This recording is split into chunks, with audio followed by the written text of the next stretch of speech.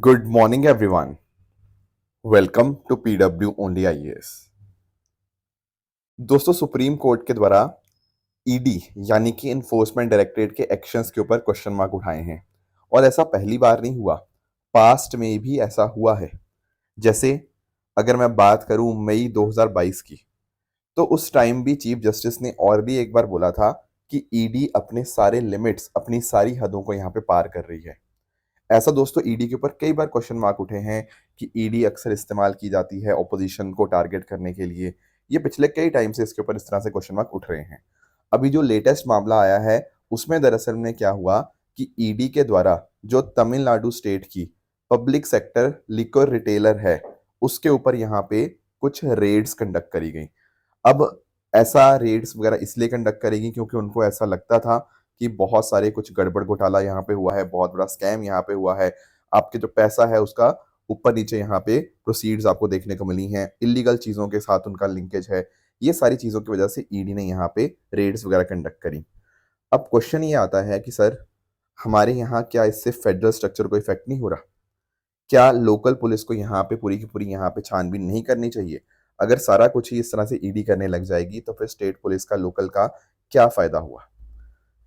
और साथ ही साथ अगर हम बात करें तो जो ईडी है ना, उसका ईसीआईआर होता है। जैसे हम लोग बात करें ना एफआईआर, फर्स्ट इंफॉर्मेशन रिपोर्ट की बात करते हैं, उसी तरह से ईडी की रेट्स में ईसीआईआर आपको देखने को मिलता है, इन्फोर्समेंट केस इंफॉर्मेशन रिपोर्ट।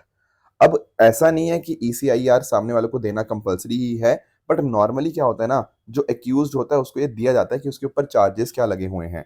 पर इस केस में ईडी ने वो भी नहीं यहाँ पे दिया।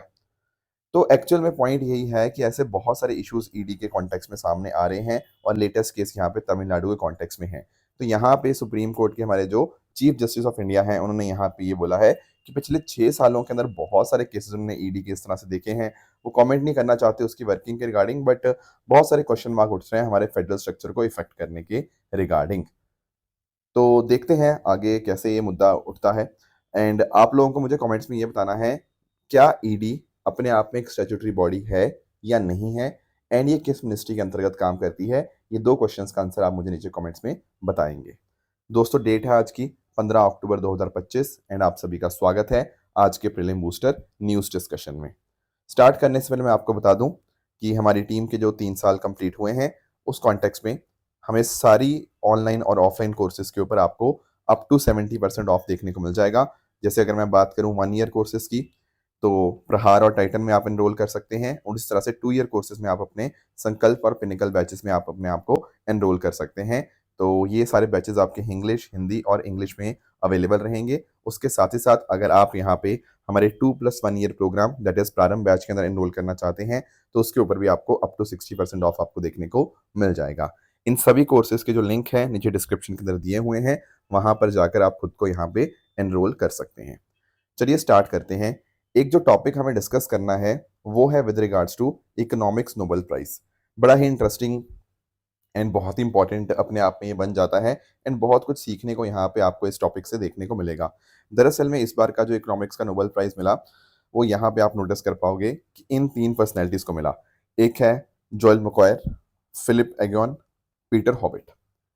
अब अगर हम नोटिस करेंगे ना, तो यहाँ पे अगर मैं बात करूँ जोएल मैकॉयर की, इनको बहुत इंपॉर्टेंट इनका रोल रहा है और ये अपने आप को ना हिस्टोरियन इकोनॉमिस्ट बोलते हैं। क्या बोलते हैं? Historian economist. क्योंकि इन्होंने हिस्ट्री को इकोनॉमी के साथ जोड़ के देखा। इन्होंने ये बात करी कि किस तरह से जो हम हिस्ट्री में इंडस्ट्रियल रेवोल्यूशन पढ़ते हैं, किस तरह से उसने इकोनॉमी को प्रभावित किया, किस तरह से वहां से हमारे पास एक ये ग्रोथ, एक प्रोग्रेस जो आती हुई हमें देखने को मिलती है, उसको यहाँ पे इन्होंने एक्सप्लेन किया। और अगर मैं बात करता हूँ बाकी दोनों की, तो आप यहाँ पे नोटिस कर पाओगे इनका जो काम था ना, वो दरअसल में काम था क्रिएटिव डिस्ट्रक्शन के ऊपर। अब ये क्रिएटिव डिस्ट्रक्शन वर्ड आया कहाँ से, किसने दिया, ये सारी बातें आज हम यहाँ पे आज के सेशन में डिस्कस करेंगे। पर इनका काम बेसिकली है क्या? इनका काम है किस तरह से इनोवेशन के माध्यम से हमारी जो ग्रोथ है वो होती है। ठीक है? पहले जो दुनिया में एक तरह से रुकावट थी, इकोनॉमी स्टैग्नेट हो रखी थी, उसको इकोनॉमिक प्रॉस्पेरिटी में, सस्टेन्ड ग्रोथ के अंदर कैसे कन्वर्ट किया इनोवेशन ने। तो इनोवेशन का कितना इंपॉर्टेंट रोल है इकोनॉमिक ग्रोथ के अंदर, उसको यहाँ पे इन तीनों ने यहाँ पे हमें समझाने की कोशिश करी है। एंड पहले क्यों नहीं हो पाया इससे पहले, वो भी इन्होंने यहाँ पे समझाया है। तो समझते हैं। सबसे पहले जॉयल मैकॉयर जी के कॉन्ट्रीब्यूशन को हम यहाँ पे अंडरस्टैंड करेंगे। जॉयल मैकॉयर जी ने नॉलेज की बात करी, और नॉलेज में इन्होंने बात करी दो तरह की नॉलेज की। एक थी प्रोपोजिशनल नॉलेज, दूसरी है प्रिस्क्रिप्टिव नॉलेज। ये वर्ड्स अपने आप में बड़े ही इंटरेस्टिंग है। देखो यहाँ पे पहला पॉइंट पता क्या है, प्रोपोजिशन का मतलब होता है व्हाई एंड प्रिस्क्रिप्टिव का मतलब होता है how. What does it mean?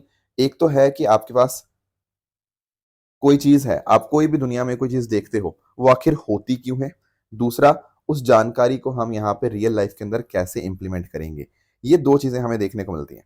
अब एक्चुअल में अगर हम बात करें, जैसे यूरोप की बात कर लो, तो आप लोगों ने अपनी वर्ल्ड हिस्ट्री में डार्क एजेस वगैरह के बारे में पढ़ा होगा। फिर बाद में आपकी एक साइंटिफिक रेवोल्यूशन आपको आती है, एक तरह का एनलाइटनमेंट का दौर आता है। जिन लोगों ने अपनी पढ़ी होगी world history, they are very well aware. तो दरअसल में क्यों कोई फिनोमिना होता है, कैसे कोई चीज होती है, ये है आपका प्रोपोजिशनल नॉलेज। पर क्या केवल जानकारी होना अपने आप में इंपॉर्टेंट है? नहीं। उस जानकारी के साथ साथ ये भी देखना जरूरी है कि आखिर हम उसको अप्लाई कैसे करेंगे। तो एक्चुअल में ना, पहले क्या था, इंडस्ट्रियल रेवोल्यूशन से पहले हमारे पास चीजें तो पता थी हमें कुछ हद तक, पर उनका एप्लीकेशन पार्ट हमारे पास नहीं था। इंडस्ट्रियल रेवोल्यूशन के समय क्या हुआ, आपके जो साइंटिस्ट हैं और आपके जो इंजीनियर्स हैं, इन्होंने साथ में मिलकर काम करना स्टार्ट किया। तो साइंटिस्ट ने बताया कि कोई चीज़ होती क्यों है, और इंजीनियर्स ने काम किया कि कैसे उस चीज़ को हम यहाँ पे अप्लाई कर सकते हैं। तो जिस तरह से साइंस एंड टेक्नोलॉजी साथ साथ में इवॉल्व हुई, हमने नॉलेज को यूजफुल नॉलेज के अंदर कन्वर्ट किया। थ्योरी ने एप्लीकेशन को जन्म दिया, और एप्लीकेशन से नई नई थ्योरीज यहाँ पे जनरेट होती रहीं। एक इसको हम बोलते हैं पॉजिटिव फीडबैक मैकेनिज्म। ये जो आपका एक फीडबैक मैकेनिज्म हुआ ना, इससे आपके इनोवेशन ने लंबे समय तक आपकी ग्रोथ को यहाँ पे बढ़ा के रखा। बहुत सारे लोग थे जिन्होंने यहाँ पे कुछ चेंजेस करे, जिन्होंने यहाँ पे स्किल्ड वर्कर्स हमारे पास जैसे जैसे आए, तो अकॉर्डिंगली उन्होंने आइडियाज को प्रोडक्ट्स के अंदर यहाँ पे कन्वर्ट किया। एंड अभी भी आज के समय सरकारों को क्या चाहिए, सरकारों को skills, R&D, openness to innovation, इन पे खर्चा करना चाहिए। क्योंकि जब इन पे खर्चा करेंगे, कहीं ना कहीं उससे कुछ बहुत सारी चीजें आएंगी, एक फीडबैक मैकेनिज्म यहाँ पे जनरेट होगा, एंड उसी वजह से हमारे यहाँ पे ग्रोथ बढ़ती हुई देखने को मिल जाती है। पर इन्होंने एक बात और भी बोली कि लोग भी होने चाहिए जो इस चेंज को एक्सेप्ट करें। क्योंकि मान लीजिए, अगर मान लो लेट्स से हमारे पास कंप्यूटर्स आ चुके हैं, हमने कंप्यूटर्स डिजाइन कर दिए, पर लोग ही नहीं चाहते कंप्यूटर्स को अडॉप्ट करना, लोग एक तरह से रेजिस्टेंस दिखा रहे हैं, तब कहीं ना कहीं हमारे यहाँ पे देश में परेशानी हो सकती है। सो दैट इज वाई हमारे पास नॉलेज होनी चाहिए अच्छी, उस नॉलेज को अप्लाई करने का तरीका होना चाहिए, उस नॉलेज को अप्लाई करने के लिए अच्छे वर्कर होने चाहिए, और एक सोसाइटी होनी चाहिए जो इस बात को एक्सेप्ट कर पाए। ये सारी बातें यहाँ पे जॉयल मैकॉयर जी ने बताई। इन्होंने बोला कि नॉलेज ही है जो ग्रोथ का बेसिस आपको देखने को मिलता है। राइट। अब बाकी दोनों का क्या काम था, बाकी दोनों को काम के समझने के लिए आपको यहाँ पे अंडरस्टैंड करना होगा एक वर्ड के बारे में। The word is creative destruction. दोस्तों, ये जो वर्ड है ना, क्रिएटिव डिस्ट्रक्शन, डिस्ट्रक्शन, ये अपने आप में जोसेफ शमशर जी की थ्योरी है, जो उन्होंने 1942 की अपनी एक book capitalism, socialism and democracy के अंदर उन्होंने इस बात को जिक्र किया है। अब ये वर्ड देखो क्या है, क्रिएटिव डिस्ट्रक्शन। देखो, जब आप कोई चीज क्रिएट करते हो ना, कुछ नया क्रिएट करते हो, उससे कई बार पुरानी चीजें खत्म हो जाती हैं। जैसे कि सर, देखो, जैसे मैं आपको एग्जांपल दे सकता हूं, जैसे आज के समय आप नोटिस करते हो कि आप लोग डिजिटल फोटोग्राफी का इस्तेमाल करते हो, आप अपने फोन से आप फोटोज खींच लेते हो। इससे कहीं ना कहीं जो पुराने वाली फिल्म कैमरा मार्केट थी ना, वो खत्म हो गई। तो ये है क्रिएशन, कुछ आपने नया कुछ किया, एंड उस वजह से पुरानी चीजें आपने खत्म होगी। जो नई चीज है, it is much more effective, much more efficient as compared to previous one.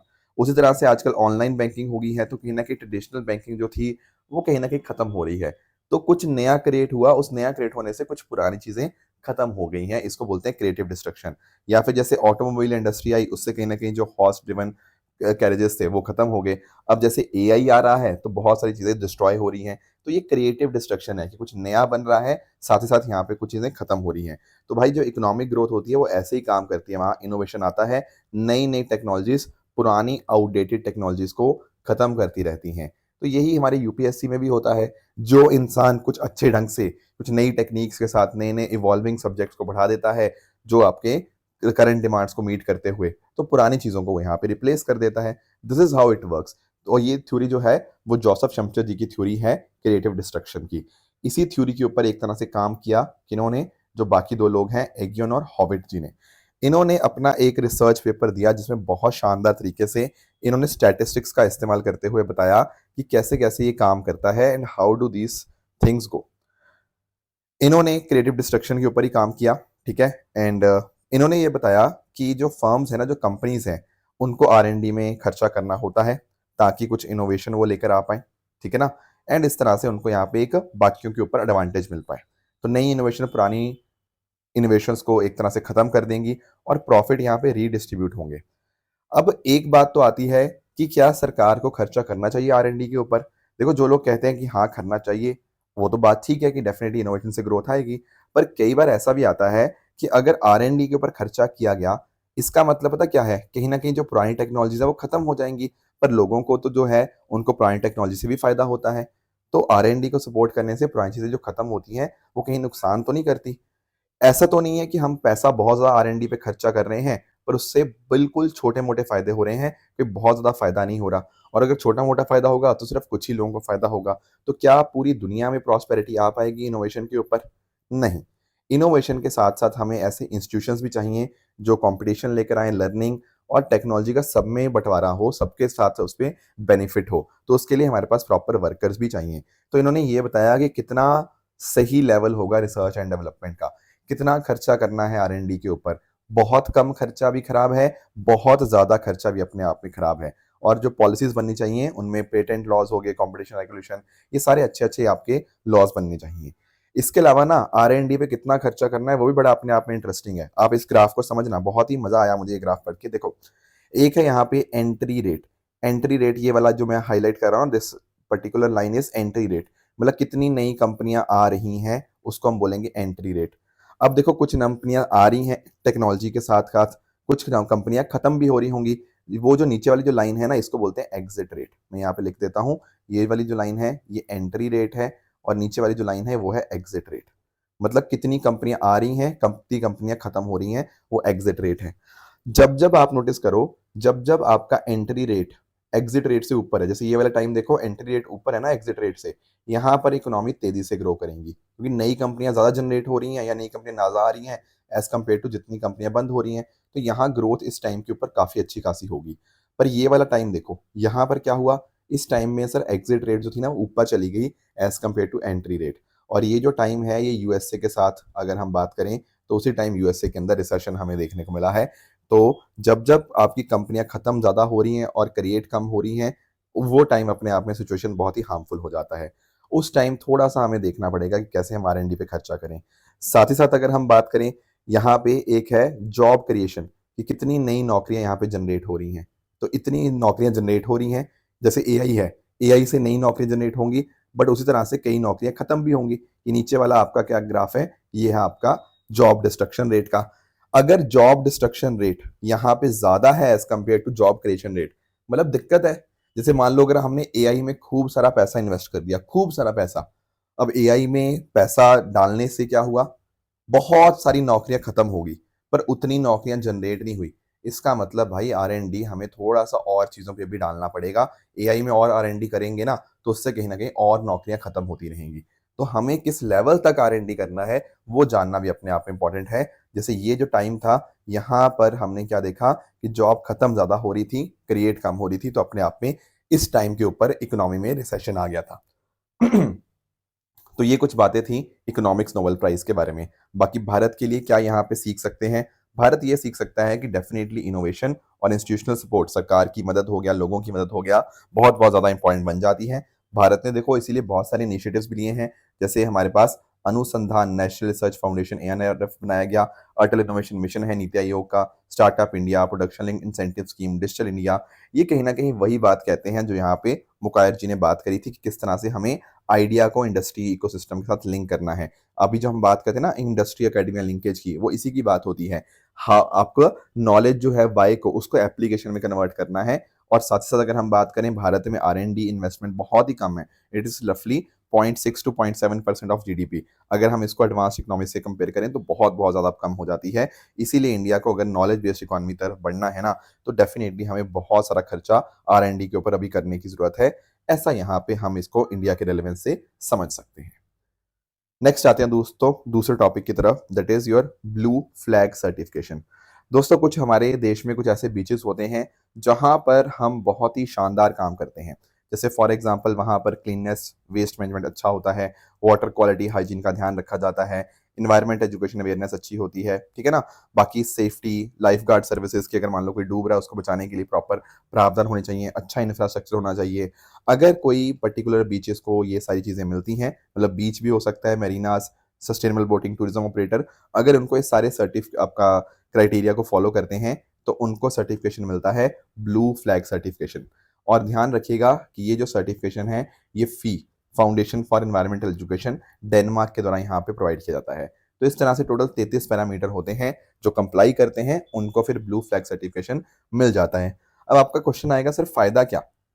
देखो फायदा यही होता है कि जब आपको पता लगता है ना कि यार ये बीच को ब्लू फ्लैग सर्टिफाइड है, तो अपने आप में बहुत सारे टूरिस्ट उसको देखने के लिए जाते हैं, बहुत सारा टूरिज्म प्रमोट होता है, लोकल लोगों को भी यहाँ पे बहुत ज़्यादा इकोनॉमी में मदद मिलती है।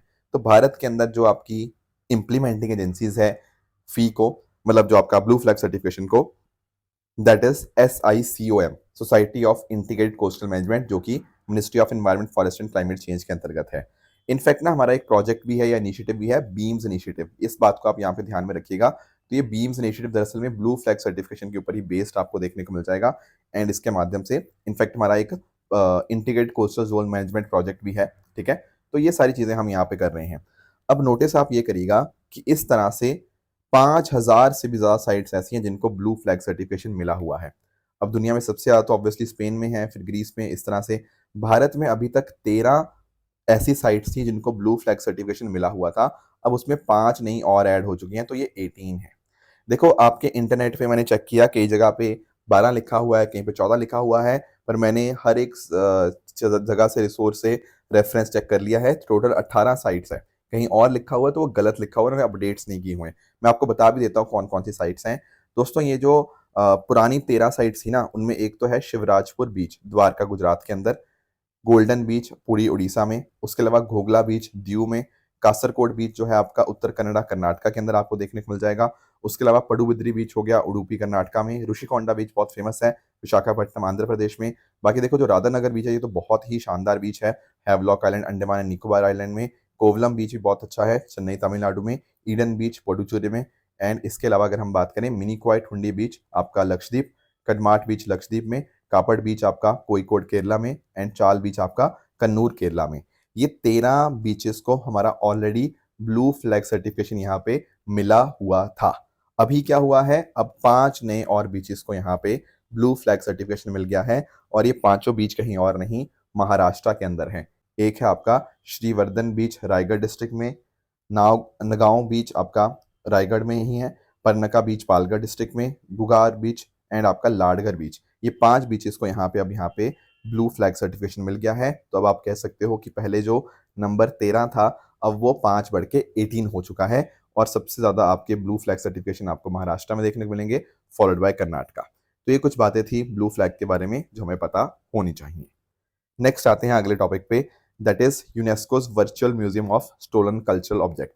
देखो आपको कुछ दिन पहले याद होगा मैंने आपको एक टॉपिक डिस्कस किया था मोंडिया कल्ट के बारे में, याद आया आपको? जब मैंने आपको बताया था कि कल्चर किस तरह से पूरी दुनिया को इंटीग्रेट करता है, कल्चर का किस तरह से इंपॉर्टेंट रोल है सस्टेनेबल डेवलपमेंट के अंदर, वो था आपका मोंडिया कल्ट, ठीक है ना? We discussed about this, I think 2 अक्टूबर को हमने यहाँ पे डिस्कस किया था किस तरह से यूनेस्को इसको मोंडिया कल्ट को ऑर्गेनाइज करती है, जहां पर दुनिया के मिनिस्टर्स, कल्चरल लीडर्स, ये सब लोग साथ में आते हैं, ग्लोबल कल्चरल एजेंडा को यहाँ पे एक तरह से लेकर आते हैं, एंड साथ ही साथ कल्चर का इंपॉर्टेंट रोल यहाँ पे हम समझते हैं। ये सारा हमने डिस्कशन कर लिया था, पर अभी पता क्या हुआ है, यहाँ पे यूनेस्को के द्वारा virtual museum of stolen cultural objects एक यहाँ पे लॉन्च किया गया है। कहाँ पे? बार्सिलोना स्पेन के अंदर, राइट? अब ये वही है जहाँ पे आपका मोंडिया कल्ट आपका ऑर्गेनाइज हुआ था। तो आप ध्यान में रखिएगा कि ये म्यूजियम में है क्या, जैसे मैंने आपको बताया ना स्टोलन कल्चरल ऑब्जेक्ट। कई बार ऐसा होता है कि आपके कोई इंपॉर्टेंट चीजें हैं उनको चोरी कर लिया जाता है। जैसे मैं आपको बताता हूँ, पास्ट में पता क्या हुआ, जैसे हमारा जो पाली छत्तीसगढ़ के अंदर महादेव टेम्पल है, यहाँ के कुछ इंपॉर्टेंट सैंडस्कुल स्कल्पचर्स को यहाँ पे चोरी कर लिया गया था। तो यहाँ पे आप नोटिस कर पाओगे इस म्यूजियम में वो भी आपके कल्चरल ऑब्जेक्ट्स देखने को मिलेंगे। इसके अलावा एक नटराज फिगर जहाँ पे शिवा के कॉस्मिक डांस को दिखाया गया है, वो भी आपको देखने को मिलेगा।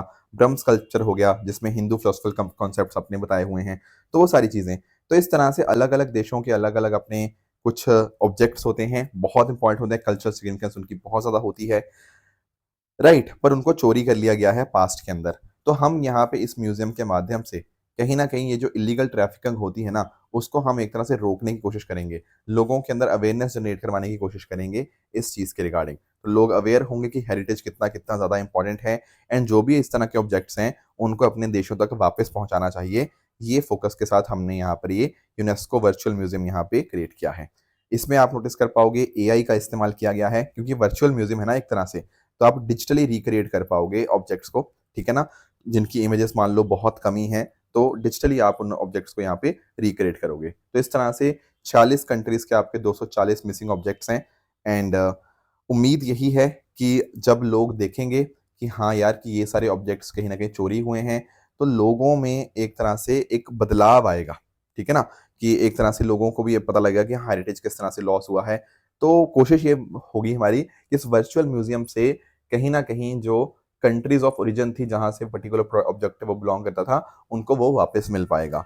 साथ में ही अगर हम बात करें, तो ये नंबर जैसे-जैसे कंट्रीज़ को मिलता रहेगा, तो 240 जो मिसिंग ऑब्जेक्ट्स हैं, वो यहाँ पे कम होते रहेंगे। ध्यान रखना, ये एक वर्चुअल पर्टिकुलर म्यूज़ियम की बात हो रही है। अगर तुम्हारे पास ऑब्जेक्ट होते, फिर तो हम डेफ़िनिटली वो वापस कर ही देते। ये वर्चुअली है, तो हम उनका एक तरह से इमेजेस हम यहाँ पे शो कर देंगे, एंड अकॉर्डिंगली उससे लोगों को अवेयरनेस मिलेगी। तो इस तरह से आपको लगेगा कि हाँ, एक म्यूज़ियम के अंदर ही आप यहाँ पे खड़े हो, तो दिस इज़ अ वर्चुअल। तो वेबसाइट एक तरह से यहाँ पे बनाई गई है, ठीक है ना? जो एक बाओबाब ट्री की तरह यहाँ पे दिखती है। बेसिकली वो स्ट्रेंथ की बात करता है, एक बाओबाब जो ट्री होता है, एंड विजिटर्स यहाँ पे ऑब्जेक्ट्स को एक्सप्लोर कर सकते हैं। एंड कहीं न कहीं अगर उनको पता है स्टोलन आइटम्स के बारे में, तो मैप के ऊपर वहाँ पे लोकेशंस वगैरह यहाँ पे आप कर सकते हो। तो इससे गवर्नमेंट के बीच में, म्यूज़ियम्स, लॉ एनफोर्समेंट एजेंसीज़ और सिविल सोसाइटी के बीच में एक तरह से डिस्कशन यहाँ पे बढ़ जाता है। एंड कोशिश यही है कि आपके जो कल्चर है, कल्चरल आइडेंटिटी है, उसको यहाँ पे प्रिज़र्व किया जा पाए, एंड जो इलिसिट इस तरह से कल्चरल ट्रैफिकिंग होती है, उसको एक तरह से रोका जा पाए, एंड ऑब्जेक्ट्स अपने वापस घर जा पाएँ। ये फोकस यहाँ पे इस पर्टिकुलर वर्चुअल म्यूज़ियम का देखने को मिल जाएगा। नेक्स्ट आते हैं इंडियन वुल्फ के बारे में। दोस्तों, पहली बार इंडियन वुल्फ को आईयूसीएन के द्वारा यहाँ पे असेस किया गया है, एंड इनके असेसमेंट के अंदर पाया गया है कि लगभग 3000 के आसपास आपको इंडियन वुल्फ आपको बचे देखने को मिलेंगे। ये नंबर बहुत तेजी से कम हुआ है, that is why IUCN red list के अंदर इनको जो स्टेटस मिला है, that is the status of vulnerable. अब थोड़ा सा इंडियन वुल्फ के बारे में जान लेते हैं। इंडियन वुल्फ्स आपको मोस्टली आपको इंडिया और पाकिस्तान में देखने को मिल जाते हैं। भारत में ज़्यादातर अगर हम बात करें, तो महाराष्ट्र, गुजरात, राजस्थान में मोस्टली आपको 50% इंडियन वुल्फ्स यहीं देखने को मिलेंगे। तो बेसिकली ग्रासलैंड्स में, स्क्रबलैंड्स, सेमी एरिड एरियाज में आपको मोस्टली देखने को मिल जाते हैं। ज़्यादातर आपके जो वुल्फ्स होते हैं ना, वो प्रोटेक्टेड एरिया के बाहर रहते हैं, अक्सर आपके फार्म्स, आपके विलेजेस के आसपास के अंदर, ठीक है। तो 3000 के आसपास आपके जो हैं, एग्जैक्ट नंबर नहीं पता, बट 3000 के आसपास आपको नंबर देखने को मिलेगा।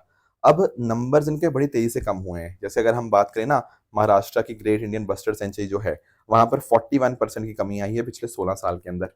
उसी तरह से अगर हम बात करें इनके हैबिटेट खत्म होने की वजह से, लोगों के मारे जाने की वजह से, डिजीजेस की वजह से, या कई बार इनका हाइब्रिडाइजेशन कर दिया जाता है फेरल डॉग्स के साथ, तो इस वजह से इनका नंबर ओवरऑल यहाँ पे इस कारणों की वजह से कम हो चुका है। पर इंपॉर्टेंट रोल बहुत ज़्यादा इंडियन वुल्फ का, क्योंकि ये आपके अलग-अलग आपके पॉपुलेशन को खाते हैं, ठीक है? तो उससे आप अगर हम बात करेंगे ना, तो आपके जो ग्रासलैंड है वो बचे रहते हैं। अदरवाइज अगर ये हर्बीवोर्स को नहीं खाएंगे, तो आगे हर्बीवोर क्या करेंगे, वो बहुत ज़्यादा ग्रासलैंड को कंज्यूम कर लेंगे, तो ग्रासलैंड एक तरह से खत्म हो जाएंगे। तो ग्रासलैंड्स के अंदर ओवरग्रेजिंग रोकना इनका बहुत इंपॉर्टेंट यहाँ पे इंपॉर्टेंट फंक्शन बन जाता है। जैसा मैंने बताया, आईयूसीएन के अंदर इनका स्टेटस होगा वल्नरेबल, डब्ल्यूपीए के अंतर्गत ये शेड्यूल 1 के अंतर्गत है, एंड इस तरह से आईयूसीएन ने बोला है कि बहुत जल्दी हमें यहाँ पे मेजर्स लेने होंगे अगर हमें इनकी नंबर्स को बचाना है। जैसे फॉर एग्जांपल ग्रासलैंड रिस्टोर करेंगे, तो हर्बीवोर्स आएंगे, तो ये इनकी पॉपुलेशन बच पाएगी। इसके अलावा कम्युनिटी के साथ मिलकर कैसे कोएग्जिस्ट कर सकते हैं, लंबे समय के अंदर इनकी हम पॉपुलेशन मॉनिटर करें, ये सारी चीजें करने के फायदे हो सकते हैं, ऐसा यहाँ पे आईयूसीएन के द्वारा बताया जा रहा है। एक और टॉपिक जो हमें पढ़ना है, वो है आपका एक्साइज ऑस्ट्रा हिंद के बारे में। देखो, जैसा नाम में ही है, एक तो हो गया आपका ऑस्ट्रेलिया और दूसरा हो जाएगा आपका इंडिया, ठीक है। तो इंडिया और ऑस्ट्रेलिया के बीच में 2022 में ये एक्साइज स्टार्ट हुई थी। हर साल ये आपकी एक्साइज होती है भारतीय आर्मी और ऑस्ट्रेलियन आर्मी के बीच में। ताकि दोनों देश साथ में मिलकर, इनकी आर्मीज आपस में मिलकर काम कर पाए। तो इस बार की जो 4th एडिशन था वो हुआ आपका पर्थ ऑस्ट्रेलिया के अंदर। ठीक है, तो पर्थ ऑस्ट्रेलिया के अंदर एक तरह से सेमी डेजर्ट ट्रेन के ऊपर आपका यहाँ पे ये पूरी पूरी एक्सरसाइज कंडक्ट करी गई। भारत की तरफ से जो गोरखा राइफल्स हैं उनका एक बटालियन जो है उन्होंने यहाँ पे इस कंटिजेंट को लीड किया। एंड कोशिश यही थी कि कैसे टैक्टिक्स, टेक्निक्स और प्रोसीजर्स इनके अंदर हम साथ में मिलकर कॉपरेशन इंक्रीज कर पाए एंड इनको यहाँ पे एक्सचेंज करके अपनी जानकारी हम और इंक्रीज करें। ये थी आपकी एक्सरसाइज ऑस्ट्रा हिंद 2025। अब रही बात दोस्तों ट्रू एंड फॉल्स स्टेटमेंट्स की। यहाँ आपके सामने कुछ स्टेटमेंट्स हैं, आप इनको पढ़िएगा, बताइएगा इनमें से कौन सा सही है कौन सा गलत है। साथ ही साथ जो मैंने आपको कल होमवर्क दिया था मैत्री 2 के बारे में, तो दोस्तों मैत्री 2 जो आया ना वो आर्कटिक के अंदर नहीं, वो अंटार्कटिक के अंदर है। ठीक है ना, मैंने आपको कल भी डिस्कस किया था जो चारों आपके बेसिस के बारे में। तो पहला आपका इनकरेक्ट बन जाएगा। डीआरआई की दोस्तों बात करते हैं तो ये सीबीडीटी नहीं बल्कि आपका CBIC, central board of indirect taxes and custom under the ministry of finance के अंतर्गत काम करती है, ना कि डायरेक्ट टैक्सेस के अंदर। तो सेकंड स्टेटमेंट आपका गलत हो जाएगा। बाकी तीसरे स्टेटमेंट की बात करें ये अपने आप में बिल्कुल आपको करेक्ट स्टेटमेंट देखने को मिलेगा। ठीक है, तो ये थी हमारी आज की डिस्कशन। इसी तरह से आप सब लोग अपने एंड पे हार्डवर्क करते रहिए। Thank you so much for joining, all the very best, thank you so much.